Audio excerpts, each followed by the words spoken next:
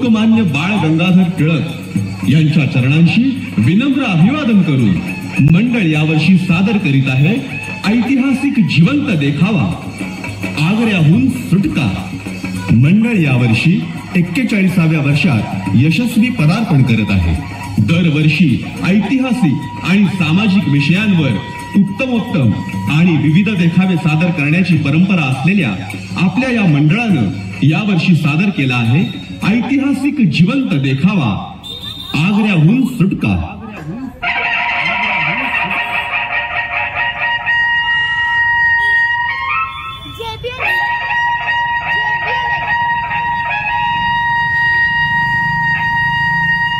जय महाराष्ट्र मंडळी, या आपल्या वैभवशाली भूमीवर परकीय सत्तांच्या घोड्यांच्या टापा ठसठसत असताना, ही भूमी अमावस्येच्या कभिन्न अंधारानं घेरलेली असतानाच किल्ले शिवनेरीवरून एक स्वाभिमानाचा तेजस्वी सूर्य उगवला. छत्रपती शिवराय आणि मराठ्यांच्या पराक्रमाचे डंके औरंग्याच्या कानापाशी दणाणून वाजत होते.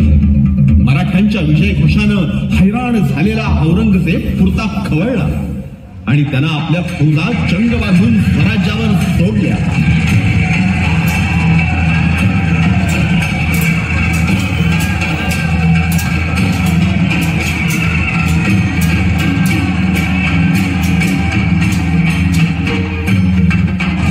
मिर्झाच्या जयसिंग आणि दिलेर खानाच्या एकत्रित फौजेचा वरवंटा स्वराज्यावर चालू झाला. स्वराज्याच्या सरहद्दीवर वणवा भडकला.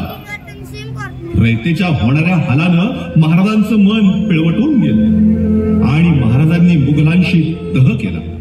23 किल्ले मुघलांच्या स्वाधीन केले. इतकंच नव्हे तर महाराजांनी 9 वर्षांच्या शंभूराजांना सांगाती घेऊन औरंगजेबाच्या भेटीसाठी आग्र्याला जाण्याचा करार मुकर्रर झाला आणि किल्ले राजगडावर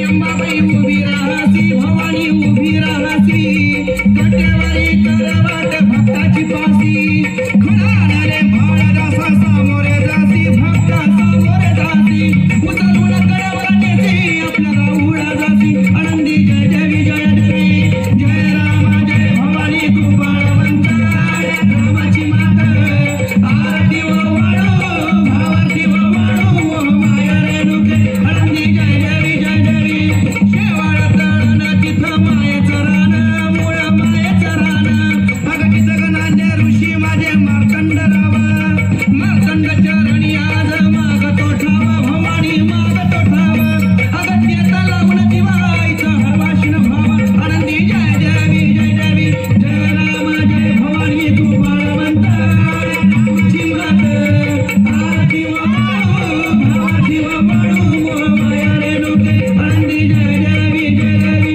जय देवी जय देवी, जय देवी जय देवी. जय असुर मर्दिनी, स्वराज्याच्या बुलंद बुरुजांना उद्या आम्ही आपल्या निवडक शिबंदीसह आग्र्यास निघू. आपण इथे आहात ते सावध आणि भांडते राहणे, गडकोटांचा बंदोबस्त कडकडीत ठेवणे. महाराज, आपली सारी माणसं चिरेबंदी शिस्तीची आहेत. आपल्या शब्दात जराही कसूर होणार नाही. आपण अगदी निर्धास्त जावे आणि सुखरूप परत यावे. कडकडीत निष्ठेची आणि स्वतःच्या संसारापेक्षा स्वराज्याची काळजी वाहणारी माणसं आहेत. मग चिंता कशाची? अशा जीवलगांच्या बळावर 23 काय 230 किल्ले स्वराज्यात पुन्हा सामील करून घेऊ. आज घडीला मात्र रयतेचे होणारे हाल, मुरारबाजी सारख्या योद्ध्याला गमावणं हे काहीच स्वराज्याला परवडणार नाही. म्हणून हा समजवता. महाराज, ग्रहण काळात सूर्य झाकवला गेला म्हणून त्याचं तेज कमी होत नाही, तो अधिक तेजाने निखरतो. हे खरं आहे पंत काका, पण राजांच्या सांगाती शंभूराजबी तवा आम्ही आग्र्याला जातो आहोत ते स्वराज्य विस्ताराचं राजकारण मनी ठेवूनच.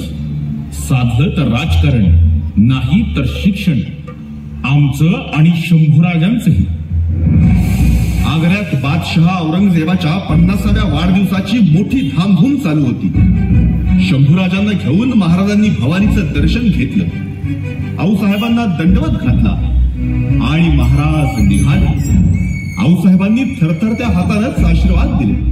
जणू त्यांचं हृदय खंडेरायाला आणि भवानीला विनिमित होतं. म्हणत होतं, माय बापांनो, लेकरांना सुखरूप न्या आणि सुखरूप परत आणा. सारा सारा भरोसा तुमचाच. महाराज निघाले. त्यांनी तापी आणि नर्मदाही ओलांडली आणि यमुनेच्या प्रदेशात पाऊल ठेवलं. शंभूराजही आजूबाजूचा प्रदेश, माणसं, भाषा सार सार बारकाईनं न्याहाळत होते. अखेरीस सारा लवाजमा आग्रा शहरात दाखल झाला आणि ऐन आग्र्याच्या दरबारात गोर वर्रावस कसीरुल इक्तिदार मुजफ्फरुल मुमालिक हुकमत पना जिल्ले सुभानी अबूल मुजफ्फर मुयुद्दीन मोहम्मद औरंगजेब आलमगीर. राम सिंह, इथे आमच्या सामने या. राजा जी, क्या हुआ? आप आलमगीर बादशाह के दरबार में है. या दरबारात आम्हाला इतक्या मागे उभं केलं जातं, हा आमचा अपमान नाही तर काय आहे राम सिंग?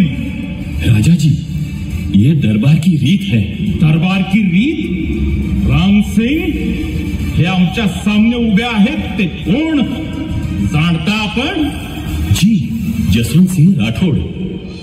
तुमच्या आलमगीराचा हात सरदार आमच्या मावळ्यांच्या पराक्रमाचा तडाखा सहन न झाल्याने कोंढाण्या खालून पळून गेला होता. रामसिंग, आम्ही इथे आलो ते मराठ्यांचे स्वतंत्र राजे म्हणून, तुमच्या बादशहाचे मनसबदार किंवा मांडलिक म्हणून नव्हे. क्या हुआ राम सिंह? सिवा के तेवर क्यों चढ़े हुए हैं? गुस्ताखी माफ आलम पन्हा, दरबार के तौर तरीकों से राजे शिवाजी नए हैं, इसलिए जरा. राम सिंह, तो सिवा को दरबार के तौर तरीकों से वाकिफ करा. राम सिंग, दरबाराचे रीतिरिवाज समजावा तुमच्या बादशहांना. आम्ही कोण आहोत आणि काय आहोत हे तुमचे वडील, तुम्ही आणि तुमचे बादशहाही चांगलेच जाणतात.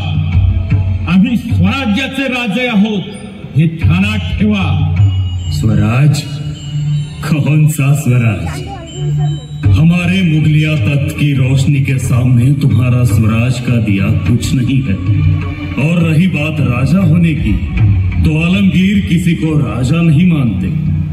राम सिंह, कह दो सिवा से अपनी हद में रहे. वह सिर्फ एक जमींदार है और हम आलमगीर बादशाह. जमीनदार? राम सिंग, आम्ही स्वराज्याचे स्वामी आहोत. स्वराज्य जे आमच्या जिगरबाज मावळ्यांनी त्यांच्या तलवारीच्या धारेवर, रक्ताच्या आणि घामाच्या थेंबावर मिळवले. रणांगणावर पराक्रमाचा भगवा गोंधळ घालून आमच्या रणवीरांनी या तुमच्या बादशहाच्या सरदारांना पळता भुई थोडी केली. हे तुमचं मुघलशाहीचं गर्वाचं आभाळ आमच्या मावळ्यांनी वीरश्रीनं झुकवलंय. राजाजी, राजाजी, शांत हो जाइए, शांत हो जाइए. दूर व्हा राम सिंग. आम्ही ती आग आहोत जी गुलामगिरीला जाळून भस्मसात केल्याशिवाय शांत होत नाही. राम सिंह, सिवा को मुगलिया तख्त की ओर से आलमगीर खिलत पेश करते हैं. राजाजी, राजाजी, आलमपना की खिलत कबूल कीजिए, शांत हो जाइए. राम सिंग, तुमच्या बादशहाची खिलत आम्हाला नामंजूर. या तुमच्या बादशहाच्या भरजरी झुली अंगावर घालून दरबारात पुर्णिसात करायला हा शिवाजी राजा म्हणजे कोणाचा गुलाम नाही. या असल्या झुली तुमच्यासारख्या स्वाभिमान घाण ठेवणाऱ्या सरदारांना शोभा देतात. तलवारीच्या धारेवर मातृभूमी मुक्त करणाऱ्यांच्या गळ्यात फक्त आई भवानीची कवड्याची माळ शोभा देते. चला शंभूराजे. राजाजी, राजाजी, ऐसे यहाँ से जाना उचित नहीं. आप रुक जाइए. राम सिंग, तुमच्या बादशहाला आमचं मस्तक उडवायचं असेल तर त्याने ते खुशाल उडवावं. स्वतःला बादशहा म्हणवणाऱ्या मात्र राजकारणाची जराही उमग नसणाऱ्या या तुमच्या बादशहाच्या दरबारात आता आम्ही थांबणार नाही. हा मराठ्यांचा बाणा आहे, मोडेल पण वाकणार नाही. चला शंभूराजे. राजाजी, राजाजी, रुकिए. राजाजी. राम सिंह, दरबार बरखास्त. धरणी दुभंगून तप्त ज्वालामुखी उसळावा, तसाच महाराजांचा स्वाभिमान औरंगजेबाच्या ऐन दरबारात उसळला. महाराज शहबाज म्हणजे साक्षात प्रलयंकारी रुद्र. बादशाही दरबारातल्या खोट्या इमरतीच्या भिंती महाराजांच्या सिंह गर्जनेनं धडाधडा कोसळल्या. महाराजांच्या रौद्र रूपानं शंभूराजही क्षणभर स्तिमित झाले आणि घात झाला. औरंगजेबानं आपला विखारी डाव टाकला. महाराज नजर कैदेत पडले. आग्र्याचा कोतवाल फुलात खानाच्या हजारो समशेरी महाराजांच्या शामियान्याबाहेर पहारा देऊ लागले. महाराजांनी सारी परिस्थिती ओळखली आणि महाराज आजारी पडले. खरेखुरे नव्हे, अगदी जाणून बुजून.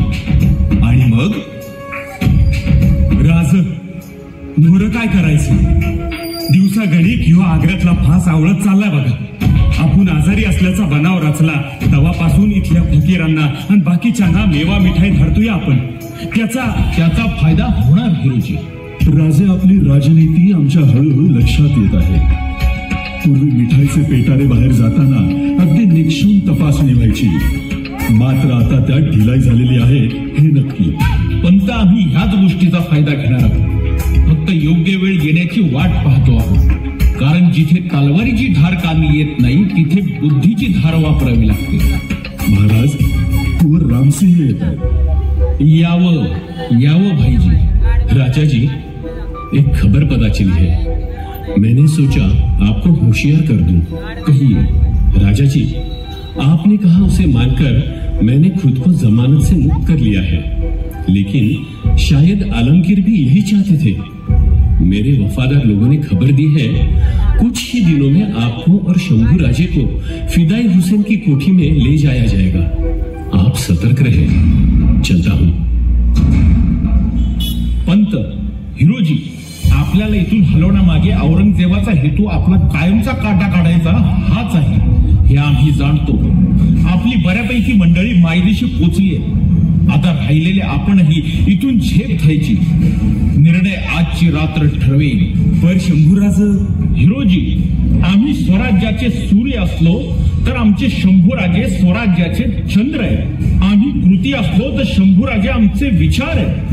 औरंग आमच्या हालचालींना कैद करू बघतोय, मात्र आमचे विचार अजूनही स्वैर आहे.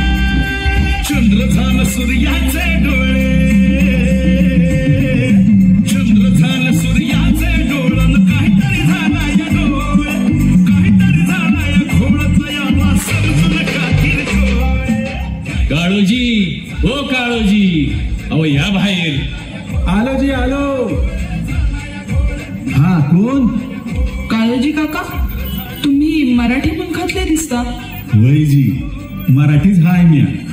मागच्या 10-15 सालात इकडं आली बघा.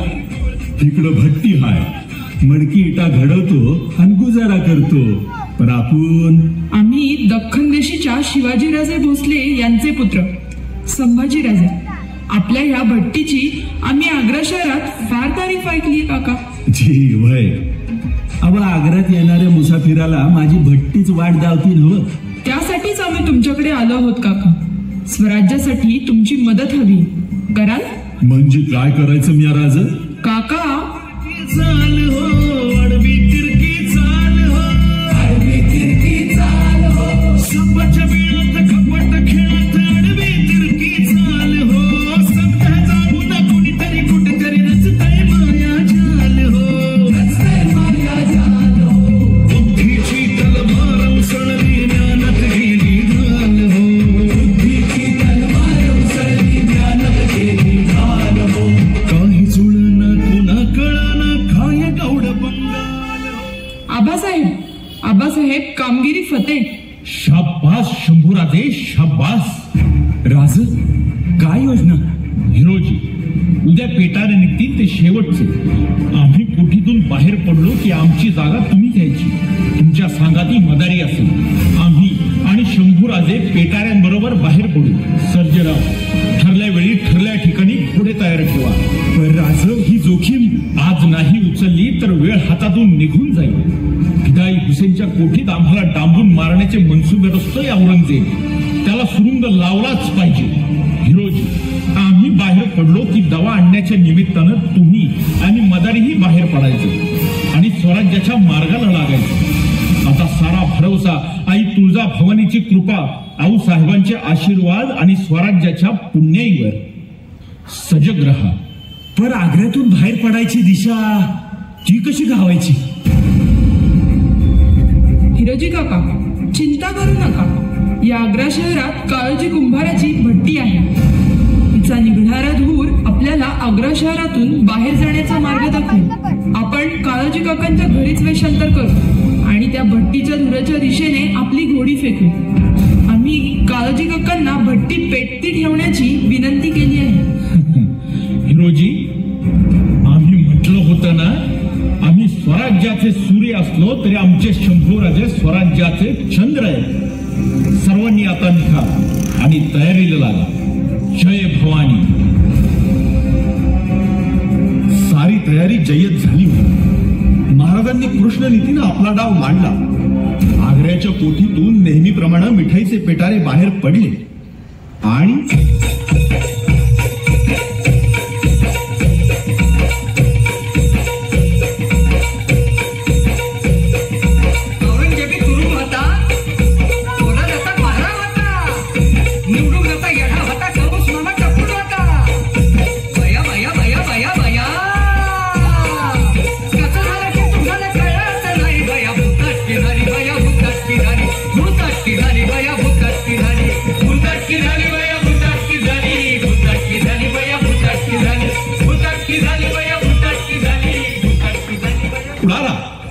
उडाला.